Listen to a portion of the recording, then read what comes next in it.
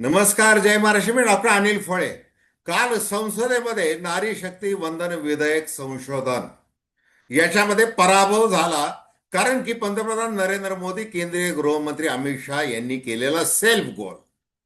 आणि मग तो सेल्फ गोल आता आपल्यावर पश्चातापाची वेळ आलेली आहे. त्यामुळं बोलायचं कसं या संभ्रमामध्ये असतानाच पंतप्रधान नरेंद्र मोदी यांनी देशाला संबोधित केलेलं आहे.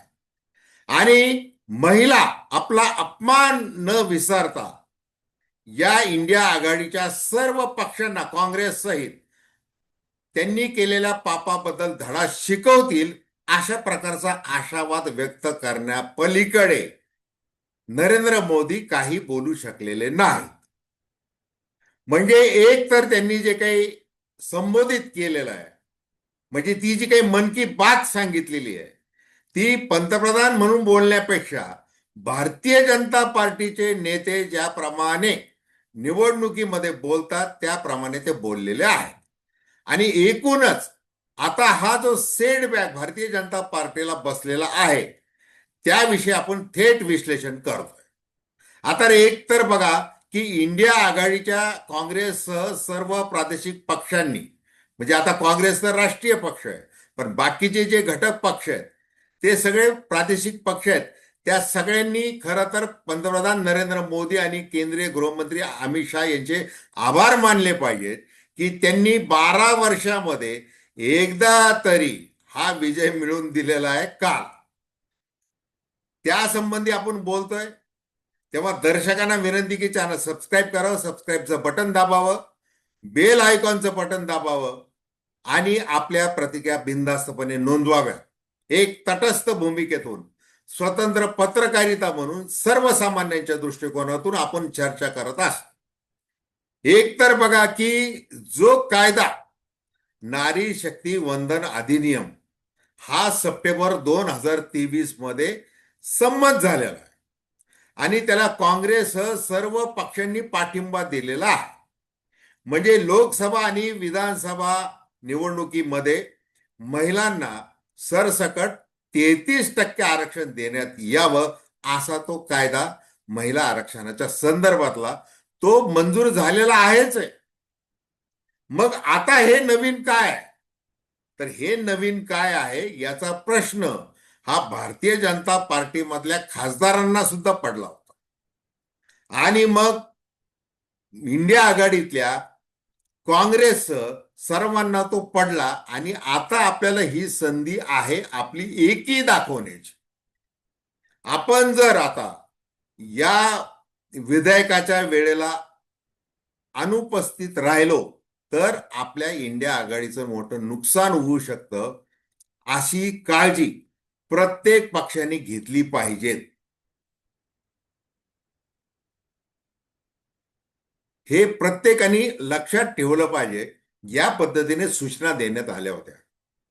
म्हणजे आता बघा की पश्चिम बंगालमध्ये 23 तारखेला मतदान आहे. मग आता तृणमूल काँग्रेसचे सगळे खासदार हे तिथं होते. मग उद्धव ठाकरे, राहुल गांधी यांनी ममता बॅनर्जी यांना सांगितलं की ते खासदार मतदानासाठी विधेयकाच्या वेळेला उपस्थित पाहिजे दिल्लीमध्ये, कसंही करून त्यांना पाठवा. आणि मग ते पाठवण्यात आले. द्रमुकचीही तीच परिस्थिती, कारण तामिळनाडूमध्ये निवडणुका. मग हे आले आणि मग काल जे 298 विरुद्ध 230 हे जे काही झालं त्यामुळे हे विधेयक मंजूर होऊ शकलं नाही. कारण 2/3 बहुमत पाहिजे होतं. म्हणजे एकूण मतदान विधेयकाच्या बाजूने 352 व्हायला पाहिजे होतं, ते झालं 298. आणि मग ज्या पद्धतीची चर्चा, जवळपास 20 तास चर्चा झाली असं म्हणायला हरकत नाही, त्या चर्चेमध्ये पंतप्रधान नरेंद्र मोदी आणि अमित शहा, त्याच्यानंतर कायदा मंत्री ते रिजिजूजी, या सगळ्यांची ततपमम झालेली पाहिली. आता पंतप्रधान नरेंद्र मोदी यांनी संबोधित करताना जो काही उल्लेख केला की 40 वर्षांपासून हे महिला आरक्षण प्रलंबित होतं आणि ते मंजूर करण्यासाठी आम्ही हे सगळं विधेयक, दुरुस्ती विधेयक मांडलं होतं, अशी त्यांनी भलामण करण्याचा भला प्रयत्न केला. परंतु ते बिल आम्ही जे संमत केलेलं आहे, महिला आरक्षण जे दिलेलं आहे, ते 2023 मध्येच दिलेलं आहे. सगळ्या पक्षांनी काँग्रेससह त्याला मान्यता दिलेली आहे. आणि मग आम्हाला आता हे नवीन काय करायचंय? तर आम्हाला आता असं करायचं आहे की 2024 मध्ये जे आम्हाला जे काही 240च जागा मिळाल्या भारतीय जनता पार्टीला एकट्याला, आणि मग चंद्रबाबू नायडू आणि नितीश कुमार यांच्या कुबड्या घेऊन सत्तेमध्ये यावं लागलं, तशी वेळ आमच्यावर 2029 मध्ये यायला नको. आणि मग आता हे जे काही 5 राज्यांच्या निवडणुका सगळा तो क्रम चालू आहे, त्याच्यामध्ये 4 राज्यांच्या 9 एप्रिलला निवडणुका झालेल्या आहे. आता 23 एप्रिलला मतदान आहे पश्चिम बंगाल आणि तामिळनाडू मध्ये. आणि हे अतिशय आव्हानात्मक अशा त्या निवडणुका आहे. म्हणजे स्टॅलिन, ममता बॅनर्जी यांना तोंड देणं एवढं सोपं नाही. मग आता करायचं काय? तर मग आपण हे कार्ड आत्ता ह्या वेळेला खेळलो तर आपल्याला ते निदान या 23 एप्रिलला जे मतदान होईल त्याच्यामध्ये महिलांची मतं मिळण्याच्या दृष्टीने आपल्याला फायद्याचं होऊ शकतं. आणि प्रचाराच्या काळामध्ये आपल्याला पुन्हा एकदा की आमच्यामुळंच फक्त महिला आरक्षण लोकसभा आणि विधानसभेमध्ये पुढच्या वेळेला म्हणजे मंजूर झालेलं आहे. आणि पुढच्या निवडणुका महिलांना त्याप्रमाणे लढवता येतील हे सांगता आलं असतं प्रचार सभांमध्ये. पण ती काही संधी, ती संधी आता हुकलेली आहे. मग आता ती हुकली तर हुकली. आणि समजा हे विधेयक नामंजूर होणार हे माहिती असताना देखील भारतीय जनता पार्टीने हे धाडस का केलं पंतप्रधान नरेंद्र मोदी आणि अमित शहा यांनी, की आपल्याला म्हणता येईल की ह्या काँग्रेस सर्व तृणमूल काँग्रेस, द्रमुक, उद्धव बाळासाहेब ठाकरे, शिवसेना या सगळ्या पक्षांनी काय केलेलं आहे? पाप केलेलं आहे असं आपल्याला सांगता येईल. आणि मग 2029च्या ज्या निवडणुका आहेत त्याच्यामध्ये आपल्याला याचा फायदा होऊ शकतो. त्या दृष्टीने आपल्याला एक चांगलं नॅरेटिव्ह 2-2.5 वर्ष 3 वर्ष आपल्याला ते चालवता येईल की हे कसे महिला विरोधी आहेत. आणि आम्ही केंद्र सरकारने डीबीटी पासून तर सगळ्या लाडकी बहीण योजनेपर्यंत ज्या ज्या पद्धतीने जनधन खाती वगैरे ह्या पद्धतीने कसा महिलांना आधार दिलेला आहे, आणि राजकीय नेतृत्व आम्ही विधानसभा आणि लोकसभामध्ये देऊ इच्छित होतो, परंतु ह्या लोकांनी कशी आडकाठी आणलेले हे सांगता येईल असं एक गणित. मग आता काय झालेलं आहे की आता हैवय गेलं आणि दैवय गेलं. म्हणजे 2023 मध्ये सप्टेंबरमध्ये जो काही कायदा संमत झालेला आहे त्याचं जे काही श्रेय खरं तर पंतप्रधान नरेंद्र मोदी यांनाच ते जात आहे. परंतु त्यांनी आता हे करून हा जो सेल्फ गोल करून कालचा तेही श्रेय घालून टाकलेलं आहे, अशी परिस्थिती निर्माण झालेली आहे. मग आता मध्य भारतापासून म्हणजे महाराष्ट्र, कर्नाटक पासून खाली अगदी शेवटच्या पॉंडेचेरीपर्यंत जी काही भावना झाली डिलिमिटेशनच्या संदर्भामध्ये, आणि मग कसंही करून म्हणजे 2023 मध्ये एक तर जो कायदा संमत करण्यात आला या महिला आरक्षणाचा, त्याच्यामध्ये स्पष्ट असं म्हटलेलं आहे की जनगणना झाली पाहिजे. आणि 2011ची जनगणना ग्राह्य धरून असं करता येणार नाही, आपल्याला नवीन जनगणना पाहिजे. मग 2021 मध्ये कोरोना काळामध्ये ती करता आली नव्हती. ती जर केली असती तर लगेच 2024 मध्येच हे आरक्षण लागू झालं असतं, परंतु तसं झालेलं नाही. मग जनगणना झाल्याशिवाय आणि आपल्याला एकूण जी डेमोग्राफी आहे ती डेमोग्राफी प्रत्येक राज्यातली सगळं लक्षात घ्यावी लागली असती. पॉप्युलेशन काय सांगतंय, लोकसंख्या शास्त्र काय सांगतंय, कशा पद्धती, आणि मग परिसीमन करता आलं असतं. आणि मग 50%ची वाढ, मग कसं 33% आरक्षण हे देता आलं असतं. आणि ते देता येईल तसं ठरलेलं होतं 2023 मध्ये. आणि मग ज्या वेळेला हा आनंदोत्सव साजरा करण्यासाठी पंतप्रधान नरेंद्र मोदी 2023 मध्ये महिलांसमोर गेले, अशाच प्रकारे ते भाषण केलं त्यांनी. त्यावेळेला त्यांनी प्रत्येक खासदाराचे आभार देखील मानले होते की या सगळ्यांनी आपल्याला सहकार्य केलेलं आहे, आणि म्हणून हे बहुमताने हे विधेयक मंजूर झालेलं आहे आरक्षणाच्या संदर्भातलं. आता मात्र आज वेळ काय आलेली, आज वेळ आलेली आहे की काँग्रेस पापी आहे, तृणमूल काँग्रेस पापी आहे, समाजवादी पार्टी पापी आहे, द्रमुक पापी आहे असं म्हणण्याची वेळ आहे. आणि मग आता की महिला अपमान विसरत नाही, बाकी सगळं विसरतात. म्हणजे कसंही करून आता यांना धडा शिकवा. म्हणजे जे जाहीर सभेमध्ये जे बोलावं लागतं, ज्या पद्धतीने बोलावं लागतं. आता इथं एकटेच नरेंद्र मोदी ते शूट करताना त्यांचं ते भाषण होते. नाहीतर त्यांनी प्रचंड असे हातवारे केले असते, त्यांची देहबोली अजून काही वेगळीच झाली असते. आणि मग ज्या पद्धतीने त्यांनी एक कसं मला दुःख झालेलं आहे, म्हणजे महिलांचा हा अपमान झालेला आहे आणि त्यामुळं मला किती दुःख झालेलं आहे. आणि ते ते ते सगळे भाव नरेंद्र मोदी यांच्या चेहऱ्यावर ते येत होते किंवा ते स्वतः आणत होते, काय म्हणायचं तेव्हा. कारण राजकारण हे नेत्याचं जसं असतं तसं अभिनेत्याचं देखील असतं. आणि मग तो अभिनिवेश हा सगळा मांडताना तो आपल्याला जे म्हणायचं आहे ते प्रत्येकाच्या मनावर बिंबवण्यासाठी आणि त्यातली त्यात महिलांच्या मनावर कायम स्वरूपी बिंबवण्यासाठी ते तसं त्या पद्धतीचं भाषण त्यांनी हे केलेलं आहे, संबोधित केलेलं आहे, मन की बात केलेली आहे. आता पुढच्या 4 दिवसांमध्ये ते ज्या वेळेला प्रचाराला जातील त्यावेळेला हे पापाचे धनी कोण कोण आहेत त्याची ती पूर्ण ती कॅसेट वाजवतील, एवढंच होईल. प्रत्यक्षामध्ये अनेक मुद्दे जे मांडले, म्हणजे जसं आपण सुरुवातीला म्हणाल की हे जे संबोधन आहे पंतप्रधान म्हणून नाही, तर ते भारतीय जनता पार्टीचे नेते म्हणूनच झालेलं आहे. वास्तविक ज्या वेळेला तुम्ही असं सांगताय लोकांना की 40 वर्ष हे प्रलंबित होतं, म्हणजे मग 40 वर्ष कसे गेलेले आहेत? काय झालं इंदिरा गांधींच्या काळामध्ये? अटल बिहारी वाजपेयींच्या काळामध्ये काय झालेलं आहे? डॉक्टर मनमोहन सिंग यांच्या काळामध्ये काय झालेलं आहे? की ते कसं राज्यसभेमध्ये मंजूर झालं होतं, लोकसभेमध्ये ते आलंच नाही कारण विरोधी बाकावर भारतीय जनता पार्टीच होती वगैरे, हे सगळे मुद्दे.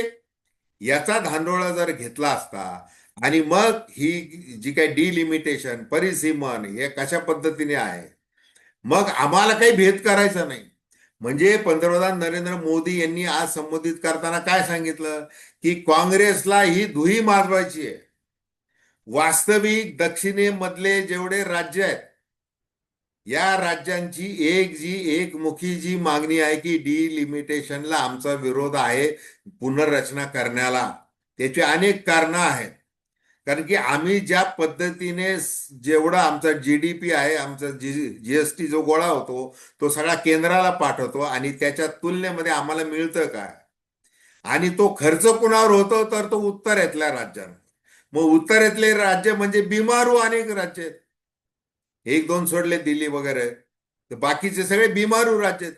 म्हणजे बिहार, मध्य प्रदेश, हरियाणा, छत्तीसगड, उत्तराखंड यांच्यावर तो खर्च केला जातो.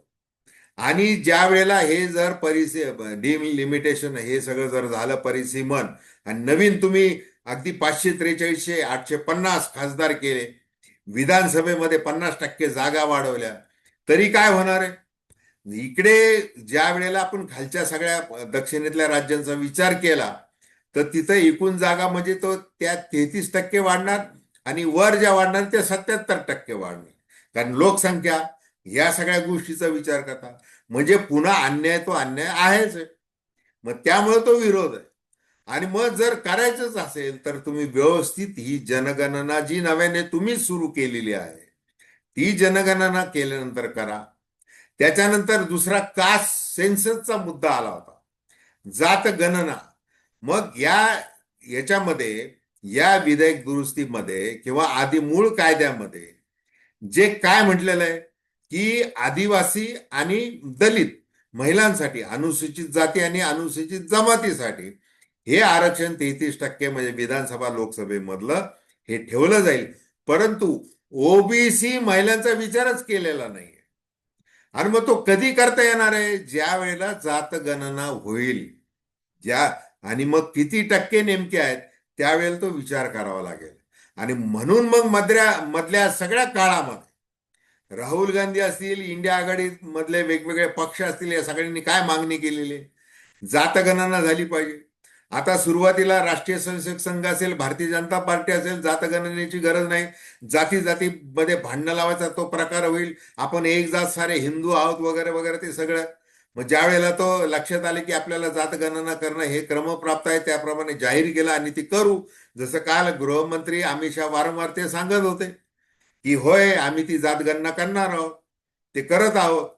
मग ती केल्यानंतर, हे सगळं केल्यानंतर म्हणजे या डिलिमिटेशन किंवा ही नवीन पुनर्रचना, मग त्याच्यामध्ये ओबीसी महिलांचा विचार होईल, या सगळ्या गोष्टींचा विचार होईल, कोणावर अन्याय होणार नाही, आणि विषमतेचं विष जे काही पसरवण्याचा उद्योग म्हणजे वेगवेगळ्या पद्धतीने चालू आहे. आधी काँग्रेसच्या काळामध्ये केला, आता भारतीय जनता पार्टीच्या यांनी केला.